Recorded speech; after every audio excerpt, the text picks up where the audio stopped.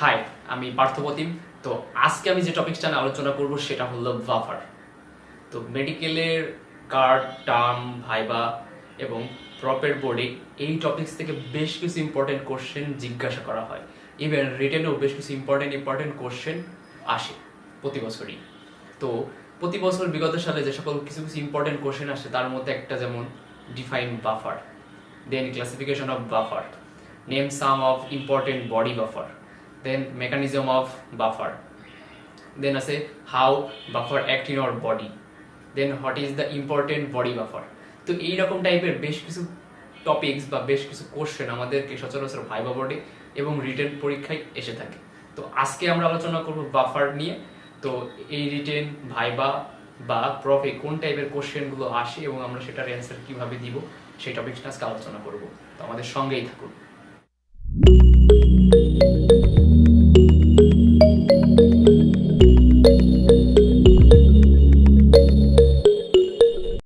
Define buffer.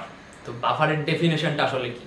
এখন যদি আমি বইয়ের ভাষায় বলি তাহলে buffer may be define as a week acid and it's salt with strong base that tends to maintain of A pH of a solution in spite of addition of a limited amount of acid or base। কিছু কি বুঝছো?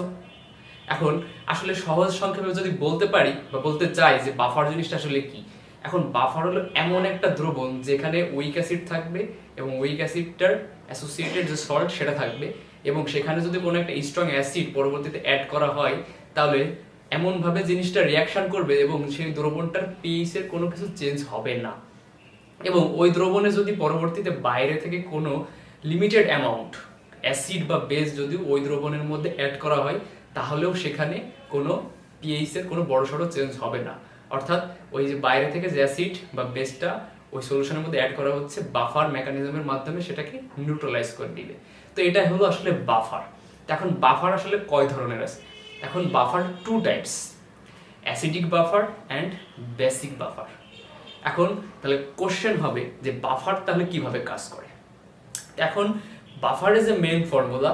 Buffer আসলে কিভাবে কাজ করে সেটাকে যদি আমি বলি, তো বাফার প্রথম যে কাজটা করে সেটা হলো স্ট্রং অ্যাসিডটাকে উইক অ্যাসিডে কনভার্ট করে এবং স্ট্রং বেসকে উইক বেসে কনভার্ট করে। এই হলো বাফারের মেইন কাজ। অর্থাৎ কোন একটা স্ট্রং অ্যাসিডটাকে তার উইক অ্যাসিডে কনভার্ট করে দিবে এবং স্ট্রং বেসকে উইক বেসে কনভার্ট করবে। তো বাফার আসলে এভাবে আমাদের বডিতে কাজ করে। স্ট্রং অ্যাসিড উইক অ্যাসিডে কনভার্ট হলো, স্ট্রং বেসটাও উইক বেসে কনভার্ট হলো। এখন এর পরবর্তীতে কি পিএইচ চেঞ্জ হওয়ার সম্ভাবনা থাকে না, কারণ সেখানে যে উইক অ্যাসিড বা উইক বেসটা থাকে সেগুলো পরবর্তীতে নেগলিজেবল ডিস্টারবেন্স হয়। এখন নেগলিজেবল অর্থ হলো তুচ্ছ বা সামান্য। তো অর্থাৎ ওই উইক অ্যাসিড এবং উইক বেসগুলো এত সামান্য পরিমাণে ডিস্টারবেন্স হয় যে সেখানে পিএইচ এর কোনো বড়সড় চেঞ্জ হয় না। তো এভাবে আসলে আমাদের শরীরে বা যে কোনো সলিউশন বা যে কোনো দ্রবণে বাফার আসলে এভাবে কাজ করে থাকে। যেহেতু হিউম্যান বডি নিয়ে আমরা পড়াশোনা করতেছি, তো আমরা এখন জানবো যে আমাদের হিউম্যান বডিতে কি কি ইম্পর্টেন্ট বাফার বা কি কি বাফার আমাদের বডিতে কাজ করে থাকে। তো প্রথমে যেটা আছে সেটা হলো হিমোগ্লোবিন বাফার। তো প্রথমে আছে হিমোগ্লোবিন বাফার, এরপরে আছে বাইকার্বনেট বাফার, তারপরে আছে ফসফেট বাফার, এন্ড এরপরে আছে আরেকটা অক্সি হিমোগ্লোবিন বাফার। তো এই চারটা বাফার মেইনলি আমাদের বডিতে কাজ করে থাকে। তো এর মধ্যে কোন বাফারটা আরো বেশি ইম্পর্টেন্ট? তো আমরা এই কোশ্চেনটা যেহেতু পরে আসবো এবং এটার ডেসক্রিপশনটাও পরে আমরা ডেসক্রাইব করব, তো তারপরেও জেনে রাখি আমাদের শরীরের জন্য বাইকার্বনেট বাফারটা বেশি ইম্পর্টেন্ট এবং কেন সেটা আমরা পরে জানতেছি।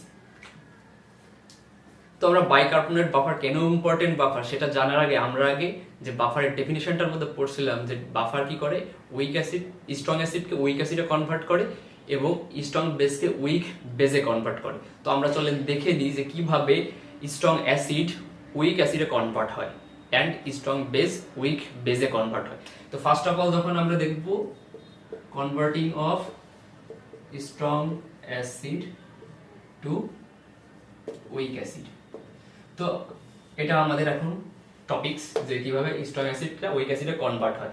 তো আমি একটা স্ট্রং অ্যাসিড নিলাম HCl। তো HCl টা কি স্ট্রং অ্যাসিড।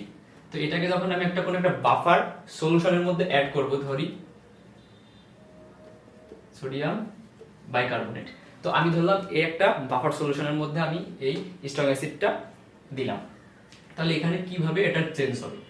এখন আমরা সবাই জানি এখানে hydrogen plus chloride minus, sodium plus bicarbonate minus.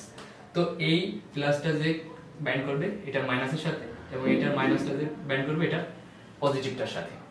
তো যদি আমি এটা দেখি তাহলে কনভার্ট হয়ে গেল NaCl, এটা এন্ড এটা, আর বাকি থাকলো কি হাইড্রোজেন আর বাইকার্বনেট, এটা মিলে হয়ে গেল কার্বনিক অ্যাসিড। তো এই যে সোডিয়াম ক্লোরাইড তৈরি হলো আর কার্বনিক অ্যাসিড তৈরি হলো। এই কার্বনিক অ্যাসিডটা কি, এটা একটা উইক অ্যাসিড। তো এভাবেই আসলে আমাদের বডিতে বাফারটা এই স্ট্রং অ্যাসিডটাকে তার উইক অ্যাসিডে কনভার্ট করে থাকে এভাবে। তো এবার দেখব conversion of strong base to weak base. তো আমরা অ্যাসিডেরটা দেখছি, এবার আমরা দেখব স্ট্রং বেস কিভাবে উইক বেসে কনভার্ট হয়। তো আমরা একটা স্ট্রং বেস দিলাম, সরি সোডিয়াম হাইড্রোক্সাইড, এটা একটা স্ট্রং বেস। তো আমি যখন কোনো একটা বাফার সলিউশনের মধ্যে এটাকে রাখবো, ধরি আমি সেটা H2CO3, তো আমি যখন এটাকে কোনো একটা বাফার সলিউশনের মধ্যে দিব তখন কি হবে, এই স্ট্রং বেসটা কনভার্ট হবে উইক বেসে এবং এক মোল পানি প্রডিউস করবে, এবং এভাবে কি হবে স্ট্রং বেসটাকে উইক বেসে কনভার্ট করবে। তো আমি দেখি এটা কিভাবে বিক্রিয়া করে। তো এক মোল যেহেতু পানি রেখে দিলাম, এখন এখানকার সোডিয়ামটা থাকবে আর এখানকার কার্বনেট CO3। তো এটা হয়ে গেল আমার স্ট্রং বেসের অল্টারনেটিভ উইক বেস, এবং এক মোল পানি প্রডিউস করলো। তো এইভাবে কি হলো স্ট্রং বেসটা উইক বেসে কনভার্ট হয়ে গেল। তো আমাদের বডিতে বাফার আসলে এভাবেই কাজ করে, যে স্ট্রং অ্যাসিডটাকে উইক অ্যাসিডে কনভার্ট করে দেয় এবং স্ট্রং বেসটাকে উইক বেসে কনভার্ট করে দেয়। তো এইভাবে স্ট্রং অ্যাসিডটা উইক অ্যাসিডে কনভার্ট হলো, স্ট্রং বেসটা উইক বেসে কনভার্ট হলো। তাহলে আমরা সহজে বুঝতে পারতেছি যে আমাদের বডিতে তাহলে বাফারের গুরুত্বটা কেন। বাফারের গুরুত্বটা এই কারণেই যে বাফার আমাদের বডির অপটিমাম পিএইচ বা যে কোনো পিএইচটা মেনটেন করে। কোনো কারণে যদি আমাদের বডিতে অ্যাসিডের পরিমাণ বেশি হয়ে যায় তখন সেটাকে কি করে, ওই অ্যাসিডটাকে নিউট্রালাইজ করে একটা অপটিমাম অ্যাসিড ব্যালেন্স করে। আবার যদি কোনো কারণে অ্যালকালি বেশি হয়ে যায় তখন সেটাকে কি করে, ওই অ্যালকালিটিকে নিউট্রালাইজ করে অপটিমাম অ্যালকালাইন প্রডিউস করে আমাদের বডিতে। তো এইভাবে আসলে বাফার আমাদের বডির পিএইচটা মেনটেন করে, এই জন্য বাফার আমাদের বডির জন্য খুব ইম্পর্টেন্ট। তো এখন আমাদের বডিতে যেহেতু বিভিন্ন টাইপের বাফার আছে, তো আমরা এখন জানবো যে কি কি টাইপের বাফার আছে। তো এর মধ্যে আমি আগে বলে রাখি, একটা আছে ব্লাড বাফার, একটা আছে ইসিএফ বাফার এবং একটা আছে আইসিএফ বাফার। অর্থাৎ ব্লাডে কোন টাইপের বাফারগুলো থাকে, ইসিএফ এর সাথে রিলেটেড কোন কোন বাফারগুলো, এবং আইসিএফ এর সাথে কোন কোন বাফারগুলো রিলেটেড। এখন ইসিএফ মানে এক্সট্রাসেলুলার ফ্লুইড, আইসিএফ মানে ইন্ট্রাসেলুলার ফ্লুইড। তো এখন আমরা দেখব যে ব্লাড বাফার কি কি আছে।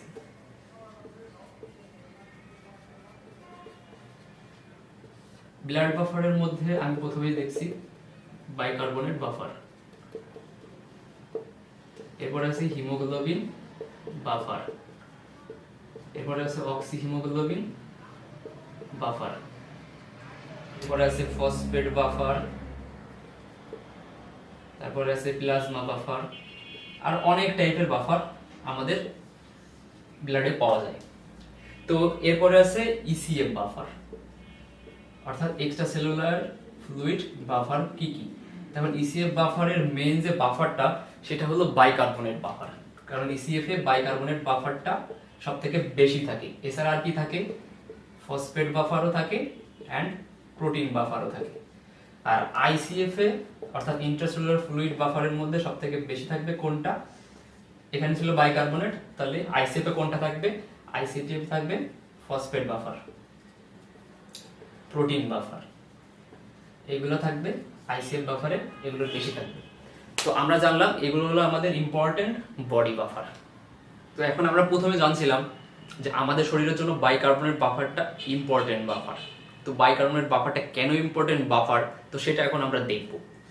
তো এটা হলো কার্বনিক অ্যাসিড। তো কার্বনিক অ্যাসিডটা ব্রেকডাউন হলে পাওয়া যায় হাইড্রোজেন আয়ন এবং বাইকার্বনেট। তো তো এই যে কার্বনিক অ্যাসিডটা ভেঙে হলো বাইকার্বনেট, তো এটা হলো আমাদের বাইকার্বনেট, এবং এই বাইকার্বনেট বাফারটা আমাদের শরীরের জন্য ইম্পর্টেন্ট এই কারণেই যে এটার রেশিও এই কার্বনিক অ্যাসিডের তুলনায় 20:1, অর্থাৎ এটা রেশিও থাকে 20, অর্থাৎ 20টা বাইকার্বনেট থাকলে তার এগেইনস্টে থাকে একটা কার্বনিক অ্যাসিড। ঠিক আছে, 20টা বাইকার্বনেট থাকলে তার এগেইনস্টে থাকে একটা কার্বনিক অ্যাসিড। তাহলে কি হলো, যেহেতু আমার বাইকার্বনেটের পরিমাণটা বেশি এবং অ্যাসিডের পরিমাণটা কম, তো এ ইজিলি একটা অ্যাসিডকে নিউট্রালাইজ করে ফেলতে পারে। অর্থাৎ আপনি একটা জিনিস খেয়াল করেন যে একটা শত্রুর এগেইনস্টে 20টা আপনার প্রতিরক্ষা বাহিনী আছে, তাহলে ওই একটা শত্রু আপনার বডিতে প্রবেশ করলে ইজিলি ওই প্রতিরক্ষা বাহিনী ওই শত্রুটাকে হ্যান্ডেল করতে পারবে। তো এই কারণে এটা একটা ইম্পর্টেন্ট বাফার আমাদের বডির জন্য। এই বাইকার্বনেট বাফার কেন ইম্পর্টেন্ট আমাদের শরীরে, তার আরো একটি কারণ আছে। কারণ আমাদের শরীর নেট অ্যাসিড প্রোডিউসার। আমাদের স্টোমাকে প্রতিদিন 1.5 লিটার থেকে 2 লিটার পরিমাণ হাইড্রোক্লোরিক অ্যাসিড সিক্রেশন হয় বা প্রডিউস হয়। তো 1.5 থেকে 2 লিটার যদি হাইড্রোক্লোরিক অ্যাসিড প্রডিউস হয় আমাদের স্টোমাকে, তো এটা একটা কি স্ট্রং অ্যাসিড, HCl একটা স্ট্রং অ্যাসিড। তো এই একটা স্ট্রং অ্যাসিডকে আমাদের নিউট্রালাইজ করার জন্য প্রচুর পরিমাণে কি দরকার, বাইকার্বনেট দরকার বা অ্যালকালি দরকার। কারণ কি আমাদের বাফার মেকানিজম আমরা দেখছি যে স্ট্রং অ্যাসিডকে উইক অ্যাসিডে কনভার্ট করতে হয়। তো এই পরিমাণ স্ট্রং অ্যাসিডটাকে যদি উইক অ্যাসিডে কনভার্ট করতে হয়, তাহলে আমাদের শরীরে আসলে তখন কি প্রচুর পরিমাণে বাইকার্বনেটের প্রয়োজন হয় বা অ্যালকালির প্রয়োজন হয়। তো এই বাইকার্বনেট বাফারটা কি করে, এই স্ট্রং অ্যাসিডটাকে কনভার্ট করে উইক অ্যাসিডে এবং আমাদের বডির যে অপটিমাম পিএইচ সেটা মেনটেন করে। তো এই পরিমাণ অ্যাসিডের এগেইনস্টে কাউন্টারে যে আমাদেরকে উইক অ্যাসিডে কনভার্ট করতে হলে প্রচুর পরিমাণ বাইকার্বনেটের প্রয়োজন হয়। আর এই কারণেই বাইকার্বনেট বাফার আমাদের শরীরের সবথেকে ইম্পর্টেন্ট একটা বাফার। আমাদের ইম্পর্টেন্ট বডি বাফারের সাথে সাথে আমাদের আরেকটা রিলেটেড কোশ্চেন আছে যে আমাদের বডির স্ট্রং বাফার কোনটা। তখন আমরা জানি আমাদের বডির স্ট্রং বাফার হলো ফসফেট বাফার। তো কেন এই ফসফেট বাফারকে স্ট্রং বাফার বলা হয়? তা এখন ফসফেট বাফারের পিকে ভ্যালু আমরা জানি 6.8। তো ফসফেট বাফারের পিকে ভ্যালু আমরা জানি 6.8 এবং আমাদের ইসিএফ এর পিএইচ 7.4। তার মানে ইসিএফ এর পিএইচ 7.4। এখন পিএইচ আর পিকে এখানে কেন আসতেছে? দেখেন আরেকটা টার্ম আছে বাফারিং ক্যাপাসিটি। বাফারিং ক্যাপাসিটি বলে একটা টার্ম আছে যে একটা বাফারের বা সলিউশনের মধ্যে কি পরিমাণ অ্যাসিড বা বেস অ্যাড করলে সে কোন লিমিট পর্যন্ত ওই অ্যাসিড বা বেসকে নিউট্রালাইজ করতে পারে। তো এখানে একটা সমীকরণ আছে pH = pk যখন হবে তখন বাফারিং ক্যাপাসিটি হাইয়েস্ট, অর্থাৎ সর্বোচ্চ হবে, হাইয়েস্ট। এখন আমরা আগের যে টপিক ছিল যে আমরা pH যে চ্যাপ্টার ছিল সেখানে আমরা পড়ে আসছিলাম pH = pk plus log into conjugated base by weak acid। তো এটা আমরা পড়ে আসছি। আমরা জানি যে কোন একটা সলিউশনে স্ট্রং অ্যাসিড কনভার্ট হয় কিসে, উইক অ্যাসিডে এবং কনজুগেটেড বেসে। মানে স্ট্রং অ্যাসিড কনভার্ট হয় উইক অ্যাসিড এবং কনজুগেটেড বেস। এখন কোনো কারণে যদি কোনো একটা সলিউশনে H+ মানে কি অ্যাসিডিটি বাড়া, এখন যদি কোনো কারণে হাইড্রোজেন আয়ন কনসেন্ট্রেশন বাড়তে থাকে তখন এই কনজুগেটেড বেস এসে এটাকে নিউট্রালাইজ করার চেষ্টা করে। আবার যদি কোনো কারণে হাইড্রোজেন আয়ন কমতে থাকে তখন এসে ওই উইক অ্যাসিডটা এসে এই প্রসেসটাকে নিউট্রালাইজ করার চেষ্টা করে। তাহলে দেখা যায় যে এদের দুইজনের ক্যাপাসিটি সেম।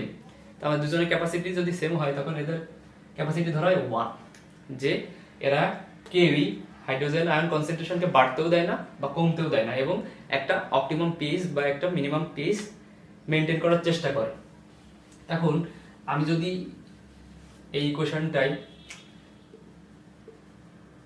ভ্যালুটা বসাই, যেহেতু এদের নেগলিজিবল ডিস্টারবেন্স 1, তাহলে এই log 1 = ক্যালকুলেটর বসালে আসবে 0।